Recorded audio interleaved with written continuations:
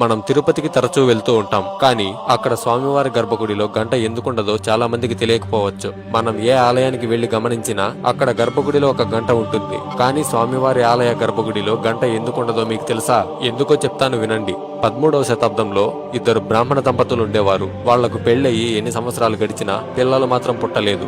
వాళ్ళు వెంకటేశ్వర స్వామిని మనస్ఫూర్తిగా కొన్ని సంవత్సరాల పాటు వేడుకున్నారు. ఎందుకంటే ఆ దంపతులు వెంకటేశ్వర స్వామికి మంచి భక్తులు. అయితే ఒక రోజు వెంకటేశ్వర స్వామి ఆ అమ్మాయి కలలోకి వచ్చి ఇలా చెప్తారు: నా గర్భగుడిలో ఉన్న బంగారపు గంటను మింగేయి, అప్పుడు నీకు సంతానం కలుగుతుందని చెప్తారు. దానికి ఆ అమ్మాయి స్వామివారు చెప్పినట్టే కలలోనే ఆ గంటను మింగేసింది. ఇక్కడ విచిత్రమైన విషయం ఏంటంటే తర్వాతి రోజు గర్భగుడిలోకి వెళ్లి చూస్తే ఆ గంట కనిపించలేదు. అప్పుడు వెంకటేశ్వర స్వామి పూజారుల కలలోకొచ్చి ఆ గంట చేరాల్సిన చోటుకే చేరింది, మీరేమీ కంగారు పడకండి అని చెప్పారు. తీరా చూస్తే ఆ బ్రాహ్మణ దంపతులకి ఒక కొడుకు పుట్టాడు. అయితే ఆ పిల్లాడెవరో కాదు, వేదాంత దేశిక. ఓం నమో నారాయణాయ అని కామెంట్ చేసి ఛానల్ కి సబ్స్క్రైబ్ చేసుకోండి.